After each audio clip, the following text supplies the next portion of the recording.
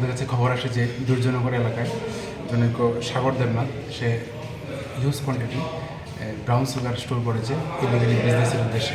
সেই অনুযায়ী আমরা একটা ইনফরমেশনটাকে কভার করি এবং আমাদের পুলিশ অফিসার নিয়ে পৌঁছাই এবং তার বাড়িতে নিয়মমাফিক রেড করি এবং রেড করার পর সার্চ করে তাদের বাড়ি থেকে প্রায় 6 গ্রাম হিরোইন পাওয়া যায় এবং বেশ 100টার মতো খালি কৌটা পাওয়া যায় এবং কিছু টাকা পয়সা পাওয়া যায়। এগুলি আমরা সিজ করি এবং তার কথার ভিত্তিতে তার সঙ্গে আরেকজন বিপ্লব দেবনাথ তাকে আমরা অ্যারেস্ট করি, থানা নিয়ে আসি এবং আমরা একটা এনডিপিএস কেস রেজিস্টার করছি। তাদেরকে আমরা কোর্টে পাঠাবো পুলিশ রিমান্ডে। কত টাকার মাল? 4,280 টাকা পাওয়া গেছে। বাড়িটা কোন জায়গাটা? তাদের বাড়ি দুর্জনগর এলাকায়। রাত্রে 4:30 নাগাদ।